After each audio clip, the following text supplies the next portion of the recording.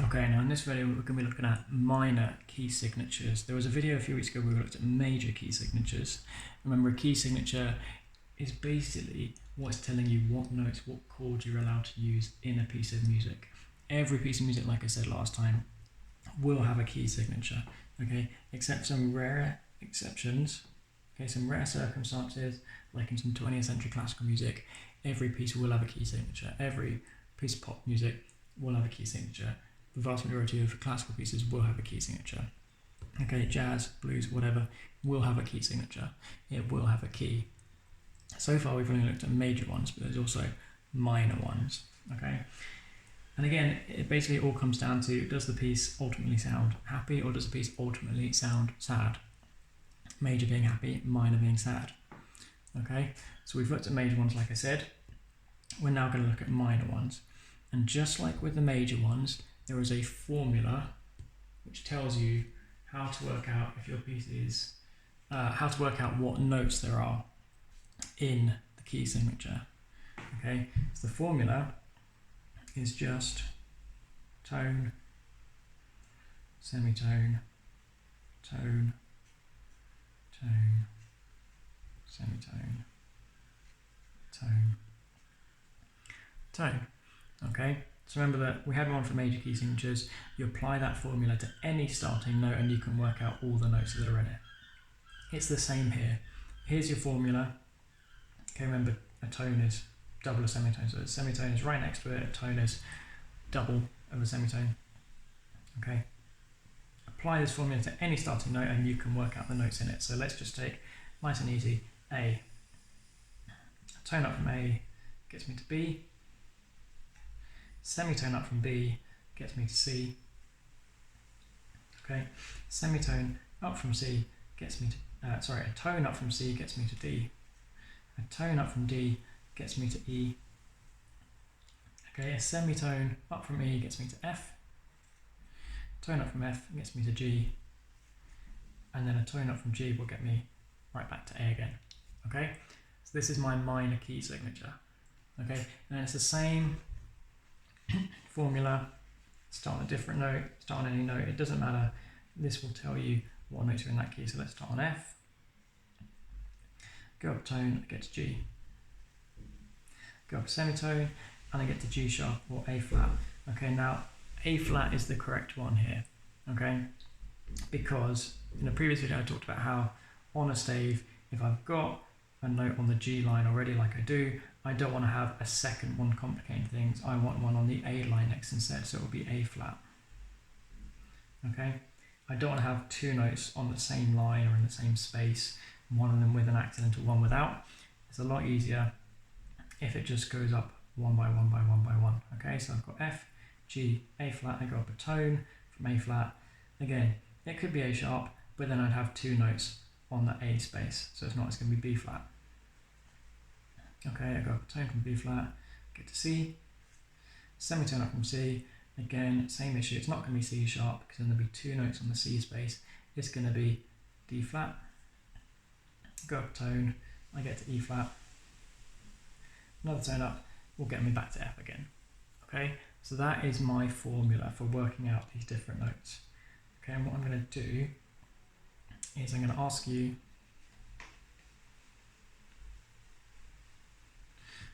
use this formula, use your 12 different notes to work out these following different key signatures. First of all, I want you to work out the key signature of B minor. Okay, they're all going to be minor key signatures. Work out the notes which are in B minor. Work out the notes in C minor. Work out the notes in D minor. Work out the notes in E minor. Work out the notes in G minor. And we'll leave it there, just those 5. Okay, so write out all the different notes which are in those 5 different key signatures. Okay, and pause this video, do that, and then come back once you're done. Okay, now you should have done that. What I'm going to do is I'm just going to rewrite out the A minor key signature.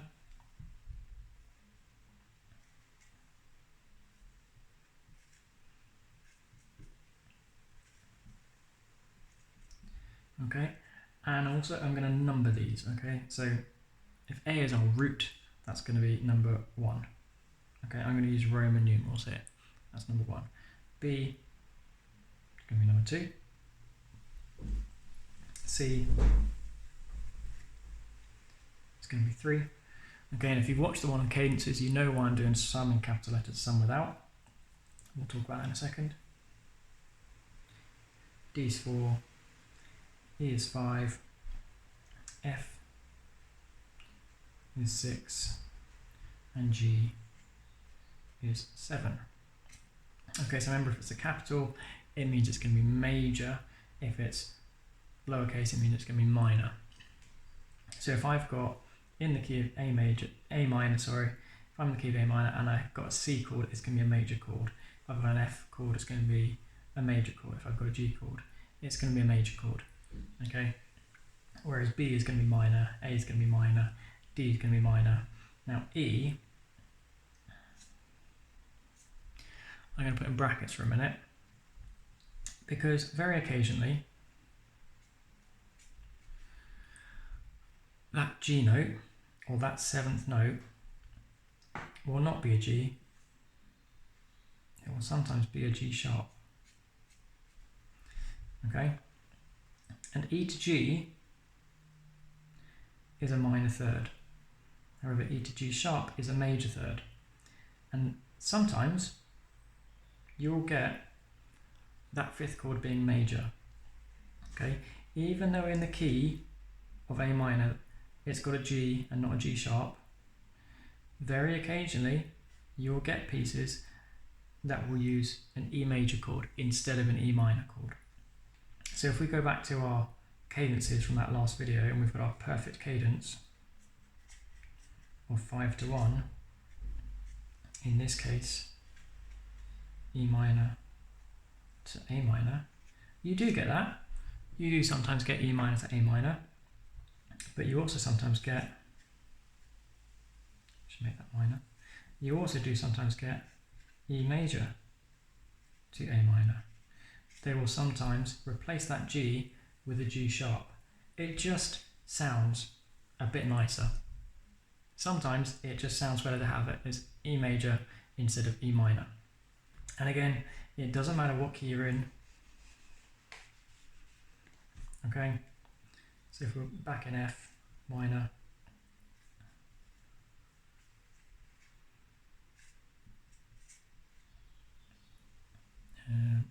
E flat. Okay, so I'm no longer be E minor and A minor because we're not in that key anymore. Okay, but it could be that I go from C minor to F minor in a perfect cadence, or it could be that I go from C major to F minor in a perfect cadence. Sometimes they will change that E flat to be just an E. Okay, you might still get the chord of E flat popping up now and again, but in relation to a C chord, they might sometimes change it and they might make it an E. Okay, now one last thing we're going to look at. Okay, I'm going to change this back to A. Still within minor key signatures. Okay, one last thing we're going to look at. Let's write this back in first of all.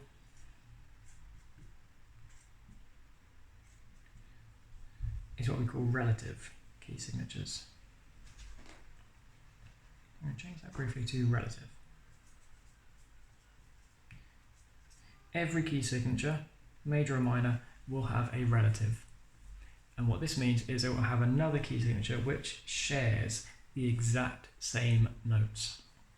So this is A minor, okay? A minor key signature will always have a relative that is a major, and a major key signature will always have a relative that is a minor. You don't get two major key signatures that share the same notes, you don't get two minor key signatures that share the same notes, but a major and a minor key signature can and do share the same notes. So here is A minor. Okay, and I'm also going to draw out C major. Okay, so we've got A major and C minor. Now first of all, I need to know the formula for that one to work out a major key signature, so let's just write that in. That's our formula from a few weeks ago. So C major, start on C, go up a tone to D, go up another tone to E, go up a semitone to F, go up another tone to G, another tone to A, another tone to B, and the last semitone will get me back to C. And you should notice that they share all the exact same notes. Okay? A, B, C, D, E, F, G, A, B, C, D, E, F, G. Okay? Now the numbers are going to be different.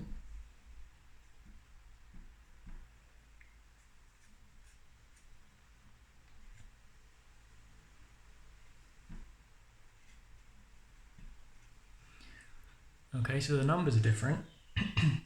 So our root in A minor is obviously A, our root in C major is obviously C, but the notes within each key signature are the same. So you could have a piece of written music that could be in A minor, it could be in C major, because all the notes are going to be the same. And the only way to tell for certain which it is which sounds more like home. Does C sound more like home, or does A sound more like home? Do we sound more like it's a sad minor piece, or does it sound more like it's a happy major piece? And the only other way is to see what's the fifth chord doing. Okay? If it's an E minor, then probably a minor. If it's E major, we could still be in A minor. Okay? But you'll notice if there's that perfect cadence in there somewhere, and it goes from E major to A minor, we are definitely in A minor, because you won't get an E major chord in the key of C major, okay, because E is minor.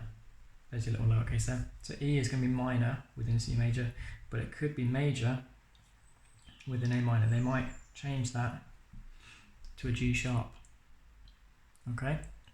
That's how you can tell the difference between major and minor, whether you're in a major key or a minor key. And this is relative key signatures, okay? So the relative of A minor is C, the third. The relative of C major is A, the sixth. Okay, so I'm going to grab out all these major ones down here.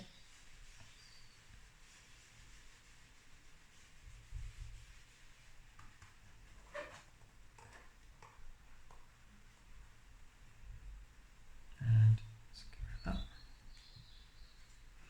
Let's change that back to a normal G.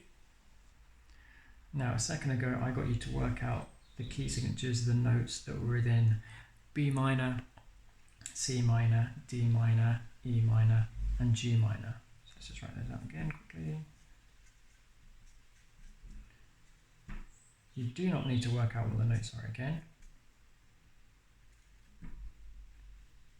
Okay, it was D minor.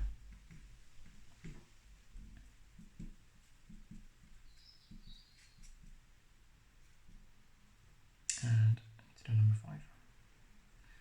Number 5 was G minor.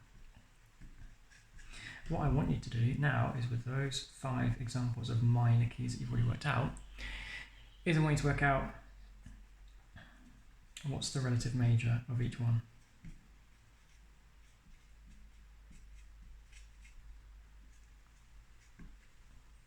Okay, if you're paying attention to the video just then, it'll be very quick and very easy to work out. If you weren't, you're going to have to do it by trial and error, which is going to take you a much longer time. So go back to earlier on the video. I can tell you very quickly how you work out what the relative major is of a minor key signature, and you work out those 5 in about 10 seconds. Okay, or otherwise you're going to have to do trial and error. That's it for minor key signatures for now. I will see you in the next video.